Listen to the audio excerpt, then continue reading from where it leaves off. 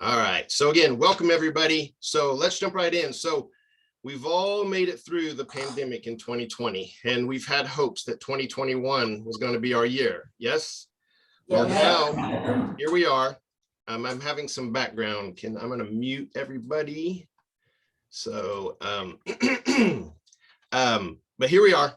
We have only 18 days till Christmas and 25 days until 2022.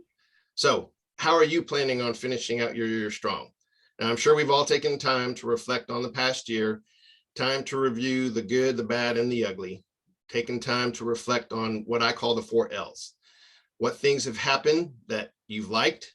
What things have you learned over the past year? What things would you consider were lacking this year? And what has been something that you've longed for, but just has been out of reach? Have you taken time to define your goals for the new year? What is your big, hairy, audacious goal for 2022? And then what strategies are you putting in place to accomplish those? If you're like most, you probably haven't taken time to focus on any of that. I mean, it is year end. We have all of our quotas to meet. We have family coming into town for the holidays, or maybe you're actually traveling over the holidays. Let's face it, majority of individuals don't take time to strategize. In an article published in March of 2020, it stated that an alarming 49% of organizations, leaders only spend 1 day a month reviewing their strategic implementation. And only 50% of leaders rated implementation as equal in importance to strategy. 61% of the respondents acknowledge that their firms often struggle to bridge the gap between strategy formulation and day-to-day implementation. And get this, only 2% of leaders are confident that they will achieve 80 to 100% of their strategic objectives. Let's face it, majority of individuals aren't good at strategizing or implementation, but wouldn't we all agree that strategy is just as important as goal setting? I mean, a goal is a very broad primary outcome that you hope to achieve, but a strategy is that approach that you take to achieve a goal. And then, of course, your objective is measurable steps that you take to achieve a strategy. But as business owners or representatives, how much time do we actually take to strategize to achieve those goals? And then who are we reviewing those strategies with? Who are we accountable to? As a business consultant, that's a goal of mine with other business owners or individuals. I offer an outsider's perspective. I offer outsider's perspective. I assist in developing vision, building confidence, goal setting, and implementation, accountability, motivation, and/or inspiration. I offer coaching, mentorship, or sometimes just a listening ear. But today I wanted to share with you some of the techniques that I use to strategize. But first, we all have to take time to reflect. Again, it's the end of the year. Businesses or individuals usually take time to think about how things went. So one thing that I do at the end of the day, I typically reflect. Okay, I ask myself the 3 whats. What went right? What went wrong? And what can I do differently? You know, a problem only exists if you allow it to exist. And how you determine to adopt a problem will determine the outcome. Wayne Dyer puts it this way: changing how you look at things changes how things look. In John Maxwell's book, The 15 Invaluable Laws of Growth, John discusses the law of awareness. You must know yourself in order to grow yourself. I use these 3 questions daily to better understand if I'm getting into a routine or a rut, a good habit or a bad habit. And over the past several years, I've made it an intention to take time to relax, reflect, and refocus. Now, of course, the new year, new you, right? We always focus on that. A lot of individuals want to make New Year resolutions, new goals for the year. I've fallen into that. But what if we use these above tools, the 3 whats, to actually do a collective reflection more often? Regardless of when it is done, it's always good to have some R and R. I utilize the 3 R's: relax, reflect, and refocus. Now, I don't know if you're like me. I usually run until I'm empty. I have learned that I can't pour into others if I'm an empty vessel. I have learned that I need to take time to refresh and rejuvenate. It's important to have downtime, to fill your cup. Miranda and I shared a few weeks ago about ways to care for yourself, to do things that will rejuvenate yourself. In my times of rest, I take my what's, what went right, what went wrong, and what can I do differently, and I see if I have any habits forming, again, whether it's good or bad habits. Again, it's better to do this timely, so perhaps you can get in front of any negative consequences. Maybe you're getting in some bad habits. Take time to reflect on those. Or maybe on the positive side, some good habits. Maybe something that might be forming that you're getting into a good routine and you want to continue to optimize. I just took a group of people through the Developing Your Leader Within, and we talked about habits. And one topic of discussion was around understanding there are good and bad habits. And by doing this daily reflection, you could possibly get in front of any bad habits and notice any positivity in your routine. And of course, always make sure you take time to celebrate. As leaders or influencers, it's important for us to be aware when things are going down a path. We must see before others see. I would be remiss not to mention about our inner circle. It's important to have others around you that might see things before you. So always lean into that also. Now, by having these reflective times, we want to be able to get into front of those negative downturns. And being the end of the year, a lot of people have, again, the New Year's resolutions looming. But what we need to do is reflect back and figure out what's not working. We don't want to be part of the organizations that we discussed earlier. In order to strategize effectively, there are 3 categories that I basically break things into. What is, what could be, and what will be. First being what? Again, John Maxwell talks about the law of awareness. Honestly assess the good, bad, and the ugly of your year or whatever reflection time it may be that you're looking at. Again, I do a daily reflection. So if that's a habit that you get into, look into that. What is it that you are, the habit? And then second, the so what? Ideas and possibilities for the future. That's, you think through your products, that's the services that you offer, the ideas of what you do. It's like, okay, hey, what's some of that low-hanging fruit? What are some of the things that I can capitalize on? And this can be personal or professional. For maybe a personal goal that you have in losing weight or different things like that, and you've gotten a certain habit or routine in place. Or it may be something for your business, something that you, hey, okay, this is what I have, and these are the individuals that I can potentially seek out. And then finally, from that, we have now what? These will be tangible goals and priorities that can be drilled down into an actionable strategic plan. These are the things that are going to make next year a good year. Now, as a smart business person, we never need to recreate the wheel, right? Well, I've actually have heard about Tom Patterson. He's with the Patterson Group, and he was a brilliant man. He's one of his most infamous quotes is, "Success is not unlimited opportunity, but focused possibility." I'm going to say that again. Write this down if you're taking notes. Success is not unlimited opportunity, but focused possibility. You have to be intentional in order to be successful. Again, Patterson Center, Tom Patterson's organization, created this process, the 4 helpful lists that you're seeing in front of you. It's a part of an overall process called the StratOp, which guides leadership teams to gain full perspectives of all internal and external realities. Basically, it ensures the team will craft a core plan and strategy that emerges from gain clarity and then opportunity to focus on what's important.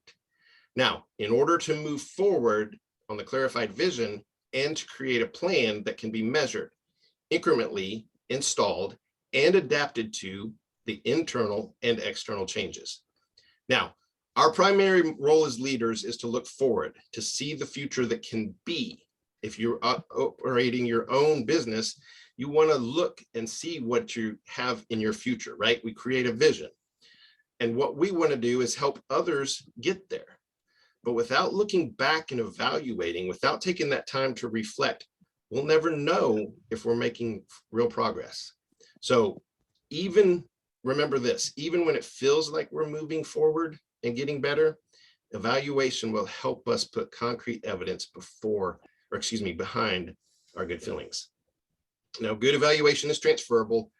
Bringing teams and other group leaders into the process helps reaffirm goals that we're setting out to achieve. It brings in new feedback that we could never get by ourselves and teaches them how to take their toolbox and evaluate more of what they do and lead. So I have in front of you the evaluation tool that they use in this strat-out process.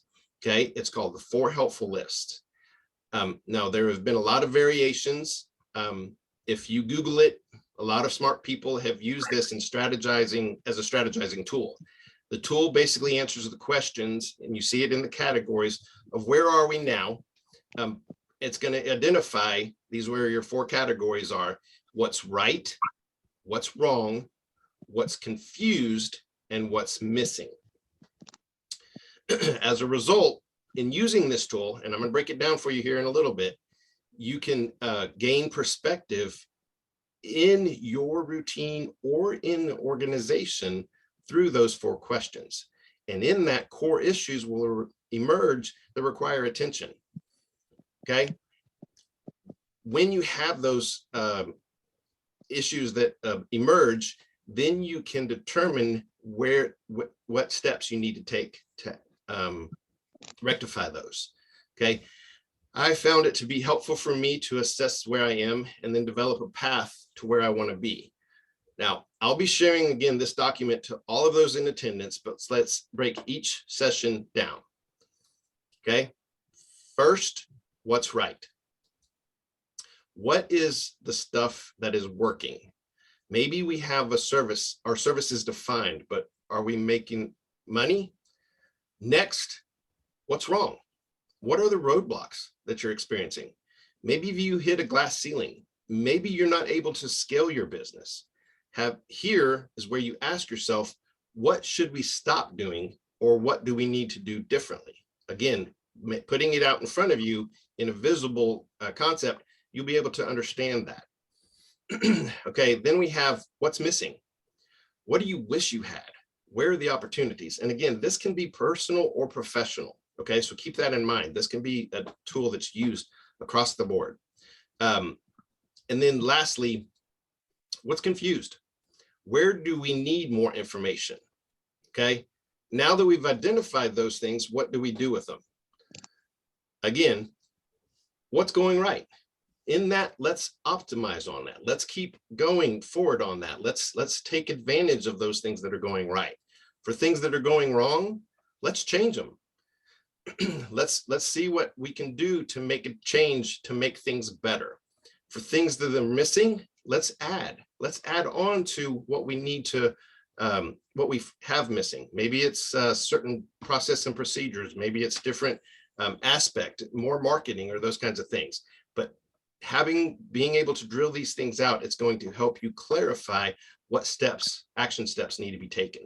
Okay, and then lastly, what's confusing in that? Clarify what it is that you need to focus on so that you can take your business or yourself to the next level. All right, that's it. I mean, it's not a flashy thing here. It doesn't rhyme. It's not even an acronym. What it is, it's simple, transferable, and highly effective. Once you fill up these lists, and again, this can be utilized for a number of categories, personal or professional. You identify what it is that, again, in these 4 categories, what's right, what's wrong, what's missing, and what's confusing, specifically to where you are, right? And then once you find that, then figuring out what is important right now and how you're going to move forward. Again, what is right, optimize it. What is wrong, change it. What's missing, add to it. And what's confusing, then clarify it. Okay. But what's important right now, right? After identifying these areas, you need to determine where we can focus our energy to optimize, change, add, and clarify. Have you heard the phrase, or you are what you think of, or where our focus goes, our energy flows? Now that you've identified the gaps, they should fix themselves, right?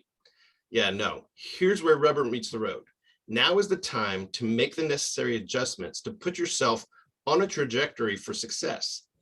A goal is a statement of a desired future of an individual or an organization and what they wish to achieve. It describes a designation or outcome of what it is you're trying to accomplish. You see the quote on the screen. Yogi Berra states, you've got to be very careful if you don't know where you're going, because more than likely you're not going to get there. Pretty accurate statement, wouldn't you agree? When people know they're working towards an important goal, they think and act differently. Having goals isn't enough. The goal setting process must be strategic and well planned. Now, these next few slides that I'm sharing are probably things that you've heard before, but I want to challenge you. If you start thinking that process or thinking that thought, I want you to stop yourself. And I want you to say, no, I haven't heard this before, but I want you to think about how well are you doing this, right? In order to have goals, you need to have SMART goals. Having goals of any kind is always good, but regular goals come with few shortcomings. Starters, they're typically random in nature, and you can't really define of how you're going to meet your goal. It has to be significant to benefit you, the organization. A random goal may be just for personal, maybe that, hey, I'm just going to lose weight, or I'm going to get in shape. Maybe for business, it's I need to increase my sales. Though those goals don't have any kind of attainable result. So SMART goals must be defined as goals with specific criteria, which are easy to remember in this SMART acronym. They're specific, measurable, achievable, relevant, and time-bound. Again, SMART goals are defined as goals with specific criteria. These are easily remembered with that acronym SMART. Specific, state exactly what it is you want to accomplish. Goals should be not be vague, but be specific and obscure. Excuse me, they should not be vague and obscure, but rather clear and concise. Goals should also be measurable. Goals should be quantifiable in some aspect so that progress can be tracked. You want to possibly use smaller mini goals to measure progress if necessary. Goals should also be achievable. Make your goals reasonable. Goals should be challenging yet achievable. Not impossible, but otherwise you may get disappointed when they're not accomplished, right? Now, you don't want to get stagnant. You don't want to get stuck in your comfort zone. You have to learn to be comfortable at being uncomfortable, but you do want to make sure that you put something out there that is achievable. If you're trying to double your income, then make sure that you in that. So you don't want to say, well, hey, I want to get $1 million this year. Yeah, wouldn't we all enjoy that? But you got to put reasonable, achievable goals in place. And then, of course, being relevant. It should add value upon achievement and align with some of their goals. Typically, most organizations, you're going to have your values and your vision, what you're trying to accomplish. You want to make sure that all of your goals align with that vision. That's what I help other clients do on a annual, monthly, quarterly basis, is we look at those things. If you don't take time to look at those, then more than likely you're not going to attain those goals and you're going to get frustrated. And then finally, goals should always be time bound. Goals should have a target date. You want a specific date in which your goal should be reached. So again, these are all things that we've probably all heard before, but as we wrap up our year, keep in mind that these are things that we need to put into practice. Okay. SMART goals give us purpose, which inspires passion, drive, productivity, and high performance. With SMART goal setting, everyone will know exactly what the priorities are, including yourself. If you're a solopreneur like myself, I put my goals in front of me. I look at them on a daily basis. SMART goals help you enjoy increased focus, increased motivation, improved teamwork, those surrounding you, and an increased sense of worth from being able to quantify the progress.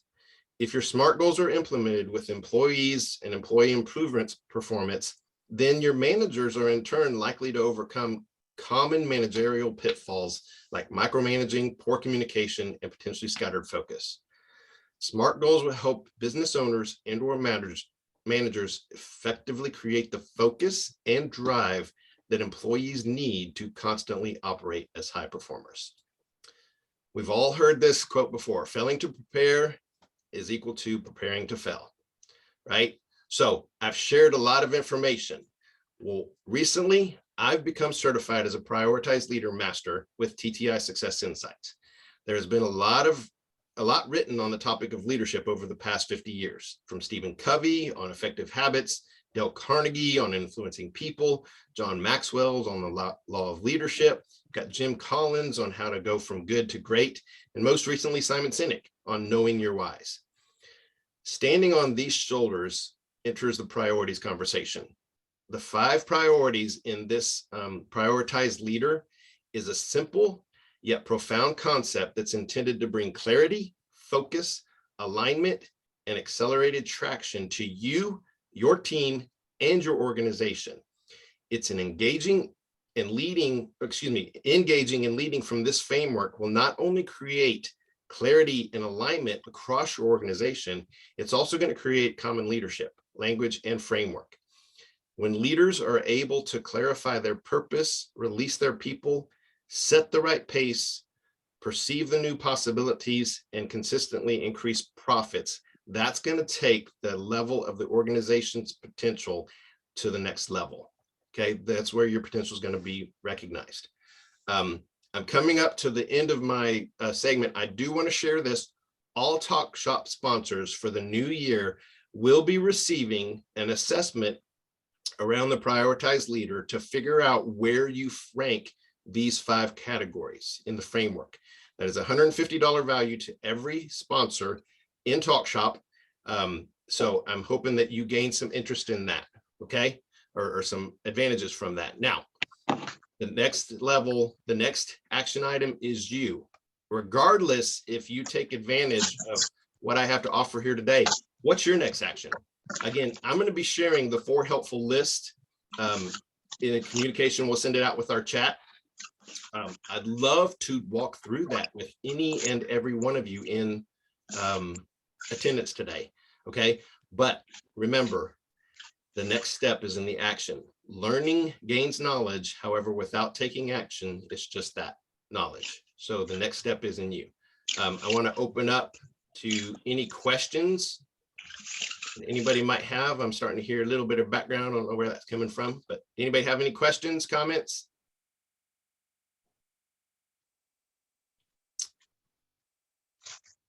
All right. Well, I will, Joe, thank you for that. I'm going to go ahead and turn that over to you. Nice job, Tim. I think Brett had a question. Brett? Yeah, say if someone was going to compile a reading list for improvement over the next year, what is one book that you would, if you had to choose one book to start with, which one would you choose? You're muted, Tim. Hey, Joe, I heard some of that. I'm going to stop recording. Can you repeat that for me?